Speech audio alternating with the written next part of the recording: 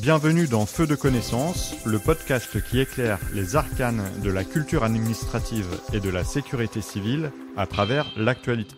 20 ans après l'adoption de la loi Bachelot qui instaure les plans de prévention des risques technologiques, l'association Amaris a dressé une liste de 24 propositions pour améliorer la prise en compte des habitants exposés aux risques. Feu de connaissances s'est posé plusieurs questions à ce sujet. Qu'est-ce qu'un plan de prévention des risques? Que comporte-t-il? Quels sont les 3 principaux PPR en France? Pour rappel, un risque combine un aléa, c'est un événement susceptible de porter atteinte aux personnes, aux biens et ou à l'environnement, et un enjeu, personnes, biens ou environnement, susceptible de subir des dommages et des préjudices.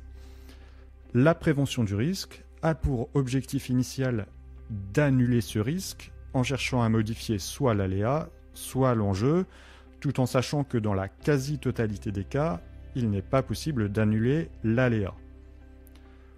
Plusieurs outils sont à la disposition des services de l'État pour ne pas exposer de nouveaux enjeux dans des lieux où un phénomène a été évalué comme dangereux. Le plan de prévention des risques est un de ces outils et il est régi par le Code de l'environnement. Comme vous l'avez compris, le PPR n'a pas pour objectif d'apporter des solutions à tous les problèmes posés par les risques naturels, technologiques ou miniers. Une zone qui a été inondée le sera de nouveau dans un délai plus ou moins long, qu'un PPR ait été approuvé ou pas. Ce n'est donc pas un programme de travaux qui viserait à empêcher les inondations ou d'autres événements de se produire, mais c'est un document d'urbanisme. Il s'inscrit dans une politique globale de prévention des risques dont il est l'outil privilégié. Il a pour objectif de délimiter les zones exposées directement ou indirectement à un risque et d'y réglementer l'utilisation des sols. Cette réglementation va de l'interdiction de construire à la possibilité de construire sous certaines conditions. Son élaboration est une compétence de l'État. Les collectivités concernées sont consultées. Le projet est soumis à enquête publique. Et ce document peut traiter d'un ou plusieurs types de risques et s'étendre sur une ou plusieurs communes.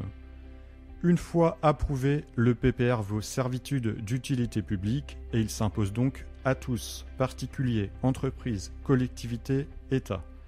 Il s'impose à tous les projets et notamment lors de la délivrance des permis de construire. Il existe des plans de prévention pour les risques naturels prévisibles, des plans de prévention pour les risques miniers et des plans de prévention pour les risques technologiques. Chacun de ces plans contient 3 documents, une note de présentation, des documents graphiques et un règlement. Revenons plus en détail sur chacun de ces plans. Les PPRNP ont été mis en place par la loi Barnier de 1995 relative au renforcement de la protection de l'environnement. Cette loi ne concerne donc que les risques naturels et a remplacé tous les documents qui préexistaient, le PER qui était le plan d'exposition risque et le PSS, le plan de surface submersible par exemple. Il contient donc une note de présentation qui expose les raisons de la prescription du PPR, les phénomènes naturels connus, les aléas, les enjeux, les objectifs recherchés pour la prévention des risques, le choix du zonage et des mesures réglementaires. Le deuxième document, donc les documents graphiques, qui indiquent des informations sur ces phénomènes, les aléas, les enjeux au regard de la vulnérabilité. Un zonage réglementaire est donc également créé. Et enfin le règlement, qui précise les mesures d'interdiction et les prescriptions, les mesures de prévention, de protection et de sauvegarde. En 1999, la loi du 30 mars, dite loi après-mine, crée les plans de prévention des risques miniers, soumis au même régime que les PPRN, mais complétés par l'article L174-5 du Code minier. La catastrophe d'AZF a entraîné une réflexion approfondie qui a débouché sur la loi du 30 juillet 2003, dite loi Bachelot. Cette loi renforce les actions préventives dans plusieurs domaines et crée notamment le plan de prévention des risques technologiques, qui est un outil de gestion du territoire autour des sites Seveso seuil haut. Ce sont des plans qui organisent la cohabitation des sites industriels à risque et des zones riveraines. Ils ont vocation, par la mise en place de mesures préventives sur les zones habitées et sur les sites industriels, à protéger les vies humaines en cas d'accident.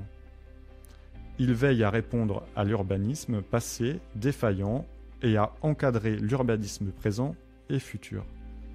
Il a pour objectif de réduire les risques technologiques en réglementant les nouvelles constructions et de protéger, informer et sensibiliser la population. La note de présentation de ce plan décrit les stockages et les installations à l'origine des risques, l'intensité de ces derniers et les raisons de la délimitation du périmètre d'exposition au risque. Les documents graphiques de ce plan présentent le périmètre d'exposition au risque et les différentes zones de danger. Il s'agit du zonage réglementaire qui définit 4 zones à graduation d'intensité. Ces zones sont définies selon plusieurs critères: l'intensité, la probabilité et la rapidité. À cela s'ajoutent les cartes d'aléas avec le périmètre d'étude du plan.